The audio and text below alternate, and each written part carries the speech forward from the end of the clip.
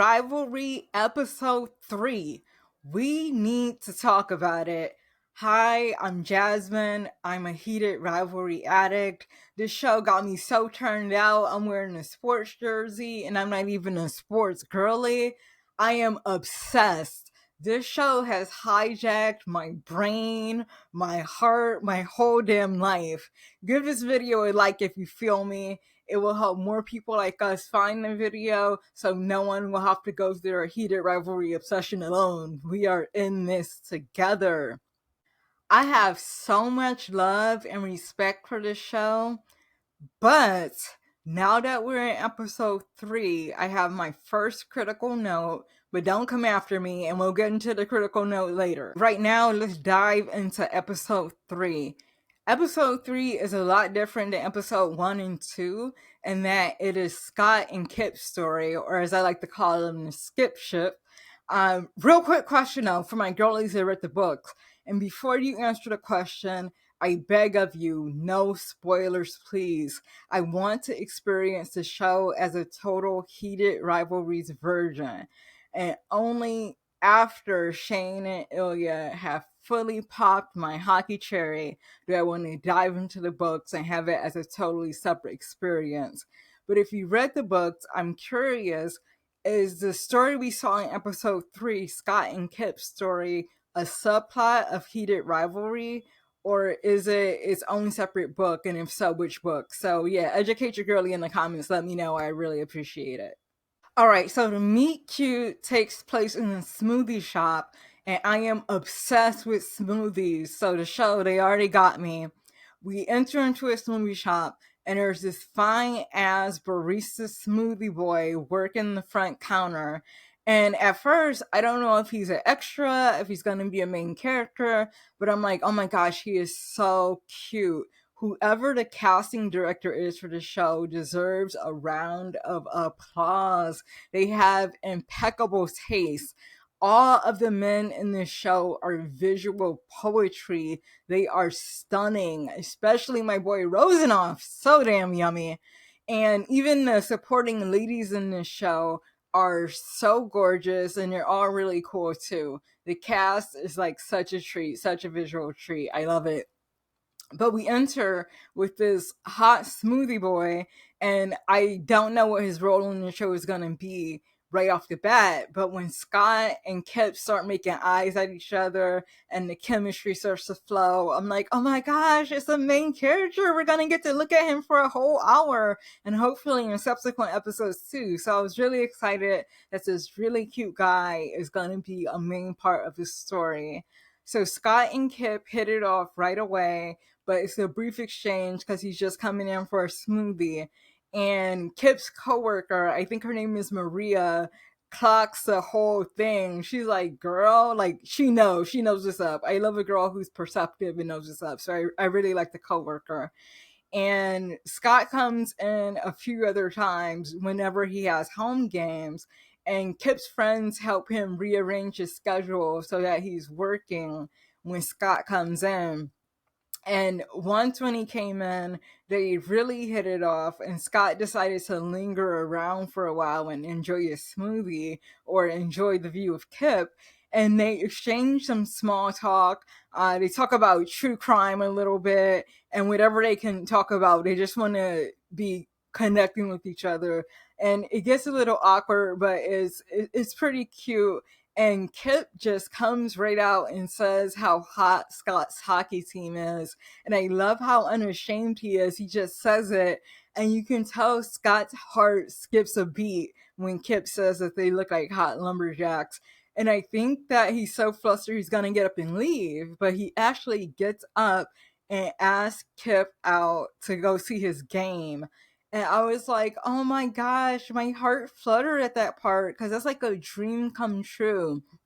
Imagine living your everyday life, working your everyday job at the smoothie shop, and this hot ass, sweet, ultra famous hockey player comes in and clicks with you and invites you to a game. Just like getting invited backstage by a rock star. But dream come true. It's like it's like a AO3 kind of story. Like every fan dreams of having that type of encounter with their favorite celebrity. So I'm so happy for Kip. And he goes to the game. He goes to the game with his best friend, Elena. And I really like the Elena character, but we'll get into that later.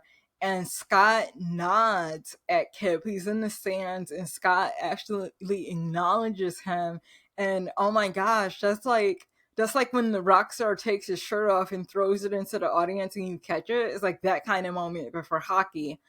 And the show, episode 3, like the series is a perfect mix of sugar and spice, but episode 3 is very light on the spice. It's heavy on the sugar, light on the spice. And I'm not mad at it because I love a good fluff story. I love sugar.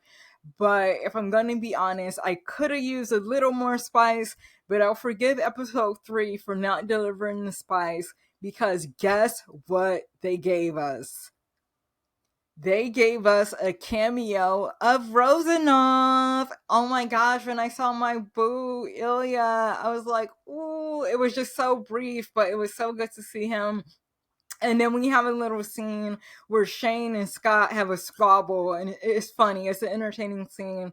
That's what I think of when I think of hockey. I think of the fights on the ice.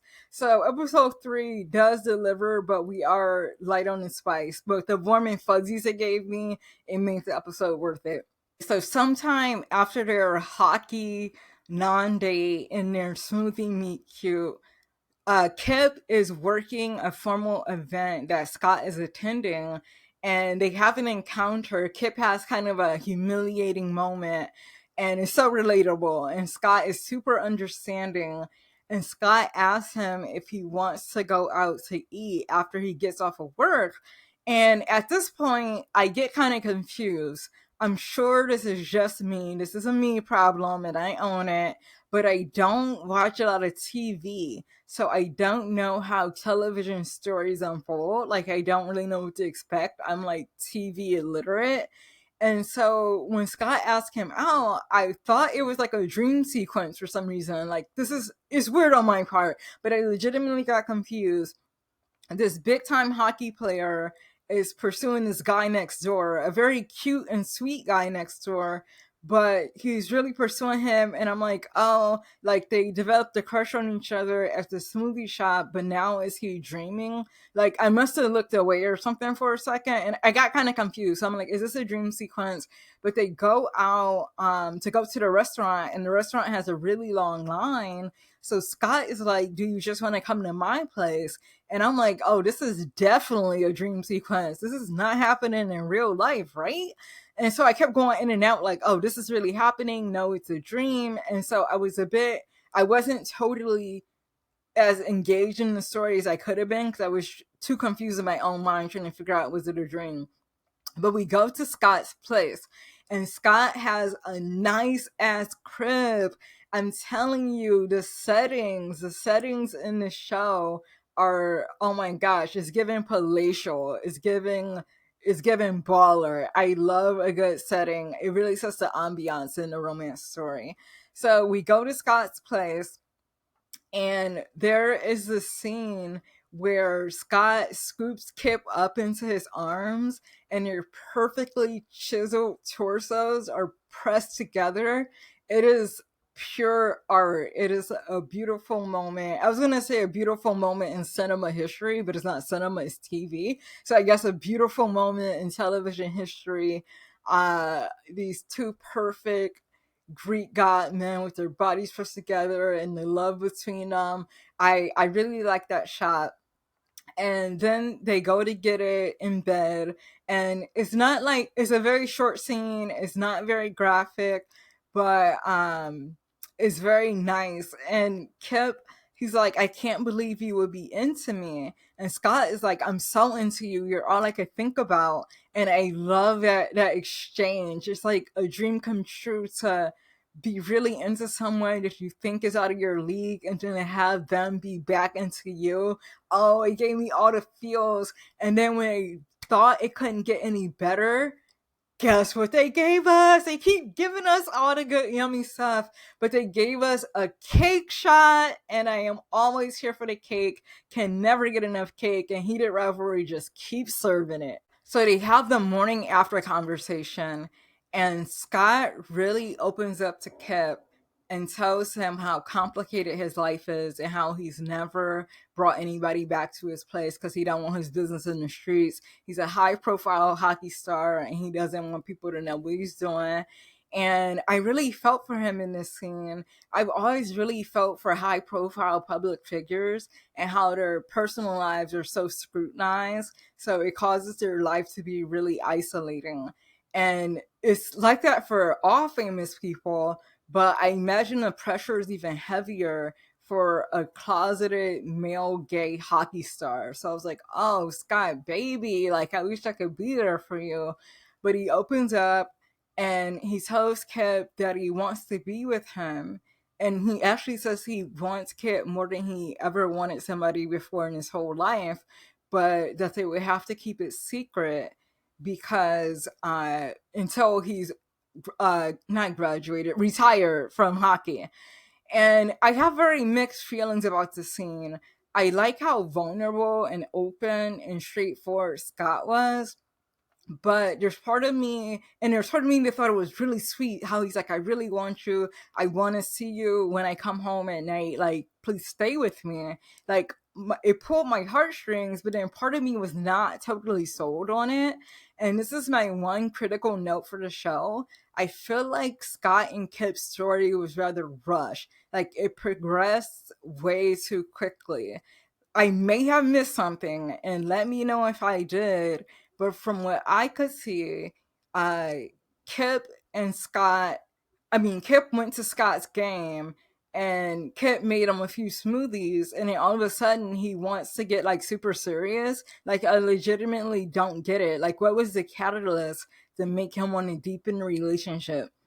So yeah, let me know about that. But I just feel like it was just like rushed. Just like they met, yeah, they clicked and they hooked up, and like he made him a couple of drinks, but then he wanted to commit. So yeah, I didn't understand that, and it kind of, it's just a one note that took me out of the story. But nevertheless, they commit and they boo up, and it's really cute, and they start their life together. So Kip and Scott fall all the way in love really quickly. And Kip is really understanding of having him be discreet. He's understanding in the beginning. He knows that Scott has a lot of people depending on him and he doesn't want to risk his career right now. But even though Kip is as understanding as he possibly can be, is hurting him to be kept a secret. There's this one scene that, oh my gosh, it hurt my heart. The scene in the art gallery, Scott and Kip are shopping for art, and Scott gets scared that people are going to think they're together, so he energetically and physically distances himself from Kip. And I was like, oh, that had to hurt to be Kip. I have been in that situation before. I don't know what it's like to be a closeted gay man, obviously. But as a woman of color, I started doing interracial dating before it was socially acceptable in the small town where I grew up. And so there were times I had to be kept secret because of the color of my skin more than once. And I had an instance where a partner behaved in public exactly how Scott acted towards Kip because he didn't want to be discovered. And it hurts when it happens. And if that has ever happened to you, I feel for you. I feel for you, baby. And I feel for Kip. And I feel for Scott too. Scott had a lot of pressure on him. I understood why he behaved that way. I know he didn't want to hurt his partner. But yeah, it's just a complicated situation all around. Near the end of the episode, we get my favorite scene. This is the scene that made episode 3 worth it for me. In this scene, Elena, Kip's best friend, pulls Scott to the side and has a talking to. She's like, look, Kip really loves you, but you are making him miserable. You are hurting him by keeping him a secret. And she's like, Kip is a great guy and he deserves sunshine. And she's like, and so do you. Oh my gosh, that line got me. she not only stood up for Kip, but she was compassionate for Scott too. Like, Elena is a real one.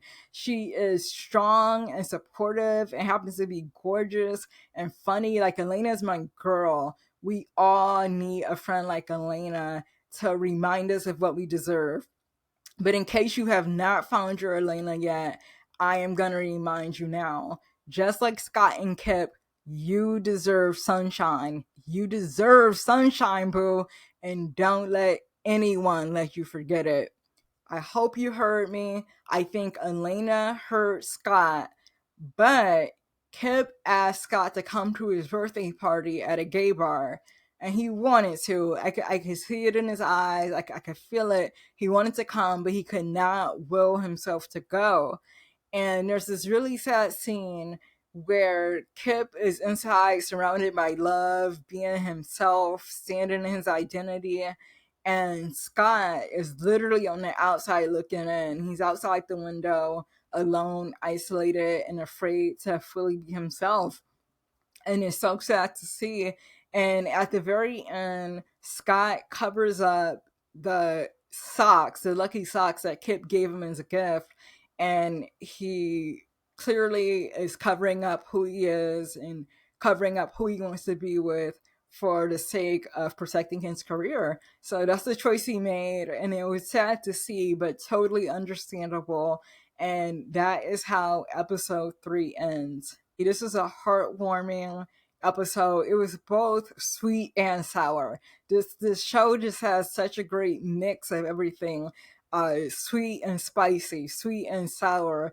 It's so good, but not only is it sugar and spice, it's also meat and potatoes. It delivers, it has the substance, it covers and discusses like hard emotional conflict and societal issues, while at the same time being super fun and super playful. Jacob Tierney is an absolute genius. The whole damn team brought their A game. Everybody from the actors to the casting director to the intimacy coordinator to even the set designer, everybody brings their A game. This show deserves so many awards and just so much praise. I love it. But let me know what you think in the comments. What did you think of episode 3? What do you think of the skip ship? Are you sold on them? Do you agree with me? Do you think it was rushed? What do you think? Let me know what you think in the comments. And if you feel like it, like and subscribe.